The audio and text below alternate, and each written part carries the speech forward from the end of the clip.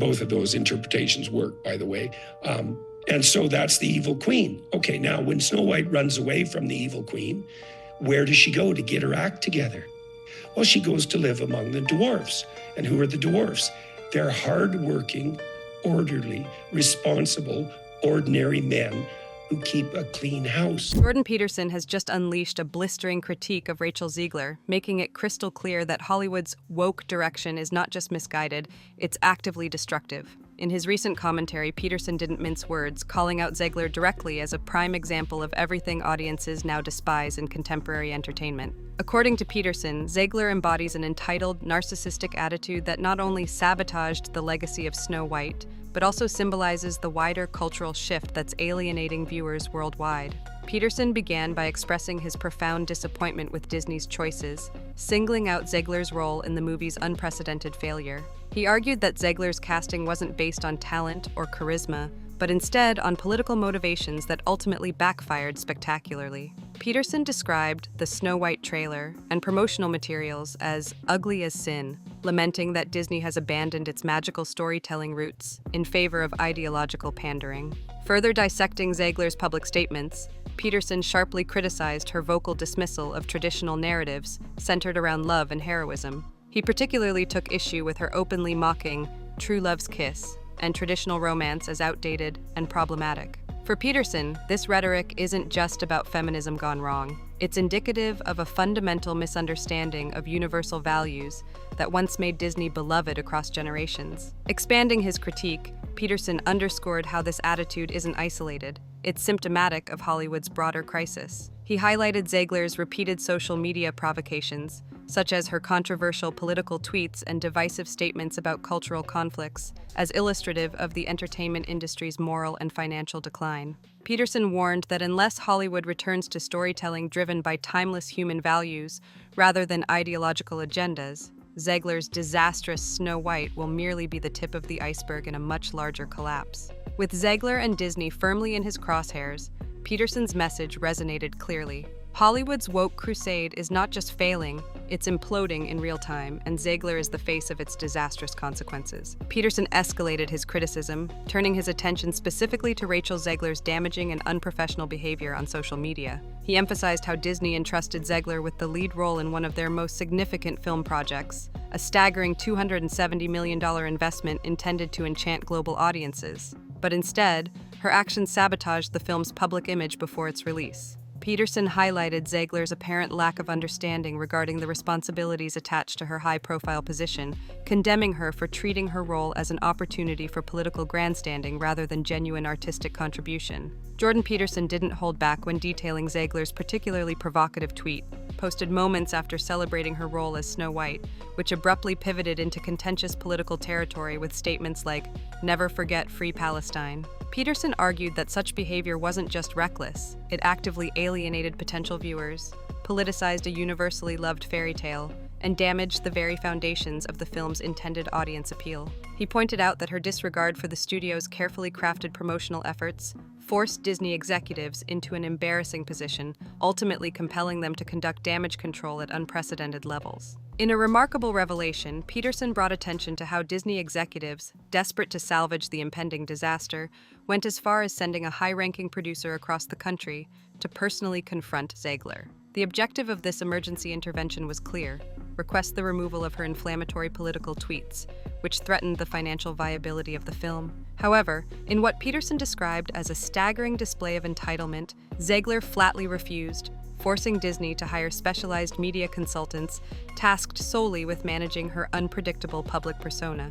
Peterson used this incident as a powerful illustration of the deeper rot within Hollywood, arguing that studios are increasingly held hostage by entitled young stars pushing divisive ideologies. Rachel Zegler's refusal to cooperate, Peterson insisted, demonstrates precisely why Hollywood's adherence to woke politics isn't merely ineffective, it's fundamentally unsustainable. Continuing his scathing critique, Jordan Peterson addressed the personal fallout and public humiliation resulting from Rachel Zegler's actions, particularly highlighting how even the film's own producers had turned against her. Peterson pointed out that Jonah Platt, the son of a prominent producer on the Snow White film, publicly condemned Zegler for her irresponsible behavior, revealing shocking behind-the-scenes details. In a brutally honest Instagram exchange, Platt detailed how his father, an esteemed Disney producer, was forced to leave his family and fly across the country solely to address Zegler's reckless and politically charged posts, pleading with her to take them down, a plea she stubbornly rejected.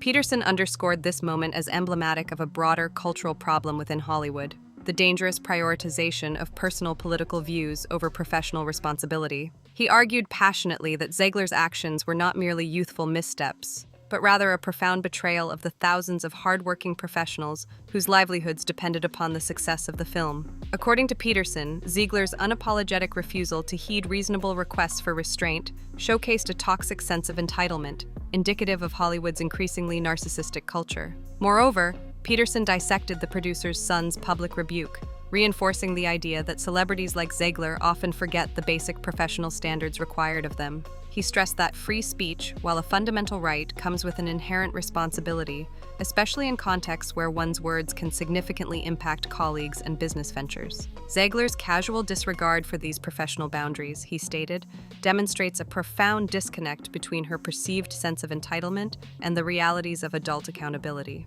Wrapping up this segment, Peterson warned of the dangers inherent in allowing young stars like Zegler to continually hijack their projects for personal political grandstanding. He argued that such behavior sets a troubling precedent, potentially leading to more widespread financial disasters and cultural backlash. For Peterson, this was not merely about Rachel Zegler or a failed film. It represented a pivotal moment in Hollywood's ongoing crisis of identity, professionalism, and accountability. Jordan Peterson's blitz on Rachel Zegler doesn't stop at personal accountability. It drills straight into the dollars and cents reality of Disney's colossal misfire. He hammers home that the Snow White reboot isn't just a PR embarrassment. It's a financial fiasco that exposes the raw cost of Hollywood's woke crusade. In Peterson's view, Zegler's antics were the match, but Disney's ideological gamble piled up the tinder that let the whole $270 million production go up in flames. Peterson cites the brutal numbers to prove his point. An eye-watering budget that balloons well above $300 million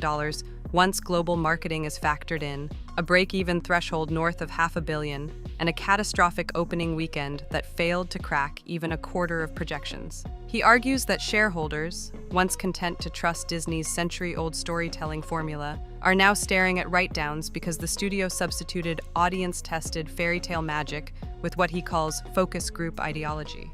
By swapping timeless themes of love, sacrifice, and wonder for lecturing monologues about corporate ambition and gender politics, Disney invited parents and casual moviegoers alike to vote with their wallets, and the verdict was swift. Peterson then widens the lens, noting how Disney's stumble mirrors a broader exodus from traditional studios toward creator-driven platforms like YouTube and Rumble. He points to the industry's own data. Last quarter, YouTube's US watch time eclipsed Disney's combined cable footprint among viewers 18 to 34. In Peterson's assessment, that metric isn't merely an algorithmic blip.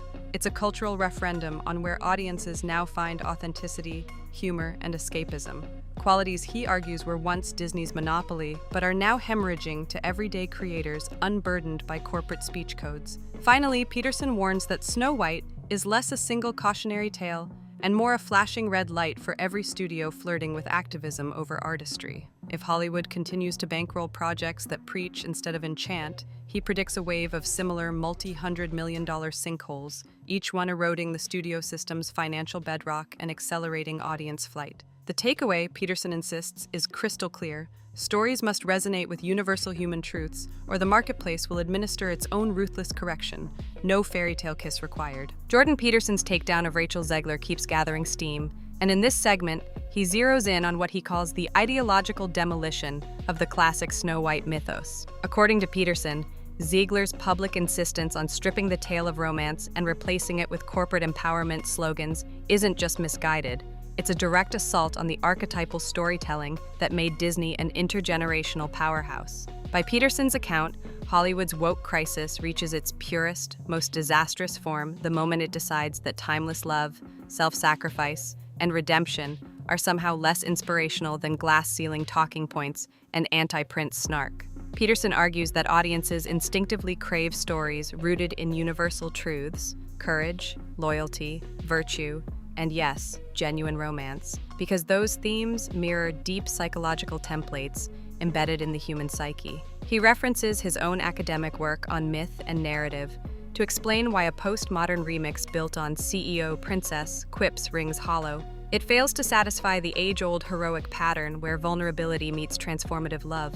In Peterson's view, Zegler's mockery of true love's kiss doesn't just modernize a fairy tale, it amputates its beating heart, leaving viewers with a lifeless shell propped up by CGI spectacle and activist Twitter threads. The Canadian psychologist also spotlights the controversial decision to replace the Seven Dwarfs with a mismatched band of CGI forest creatures, branding it a double betrayal, first to the dwarfism community robbed of meaningful roles, and second to audiences who cherish the dwarf's symbolic function as loyal helpers on the heroine's quest. Peterson juxtaposes Disney's justification, avoiding stereotypes, with real dwarf actors' pleas for representation, concluding that woke Hollywood is so afraid of online outrage, it will gladly erase entire minority groups rather than risk bad press. He pinpoints Peter Dinklage's earlier critique as the catalyst and bluntly calls it career gatekeeping disguised as virtue. Peterson then connects these creative betrayals to the film's financial carnage. By diluting core archetypes, Disney inadvertently alienated the parents and grandparents who bankroll family outings, people who expected familiar emotional beats, not lectures on toxic masculinity. The fallout, Peterson notes, is bigger than one failed production. It shatters trust. When a studio shows it will sacrifice narrative integrity for fashionable politics, parents understandably hesitate before purchasing that next $15 ticket or $35 streaming bundle. Closing out, Peterson warns Hollywood that tinkering with mythic DNA always exacts a price, and Snow White's implosion is the invoice coming due. The solution, he insists, isn't a new layer of focus group activism, but a return to the fundamentals. Stories that honor, rather than parody, the human longing for love, virtue, and wonder. Until studios rediscover that ancient formula, Peterson predicts more box office tombstones will litter the path Zegler's Snow White so spectacularly paved. Jordan Peterson's closing salvo leaves no doubt. Rachel Zegler's Snow White debacle is more than a headline. It's a cautionary tale signaling Hollywood's looming reckoning.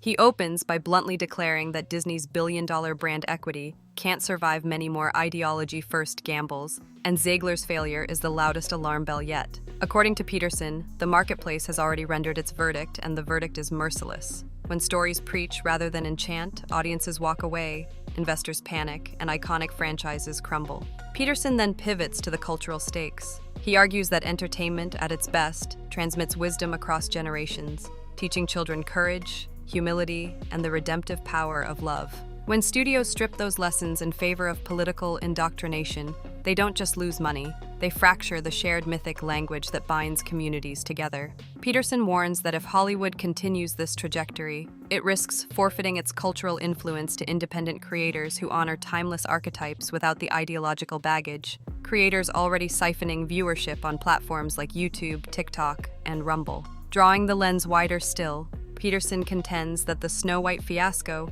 mirrors a broader societal tension between authenticity and performative virtue. Zegler's unapologetic social media grandstanding, he says, epitomizes a generation of influencers more invested in moral posturing than in disciplined craft. For Hollywood, enabling that posture has become an existential liability. Peterson challenges studio executives to rediscover the humility of craftsmanship, hire actors for talent and resonance, tell stories that celebrate virtue, and trust audiences to recognize real heroism when they see it. He concludes with a rallying cry to viewers and parents: demand better. Support creators who respect your intelligence and your values. Reward films that elevate rather than scold. If you cherish the magic that once defined Disney, stories where love conquers darkness and dwarfs still matter, vote with your ticket stub and your remote. Because, Peterson insists, only audience resolve can force the industry's course correction.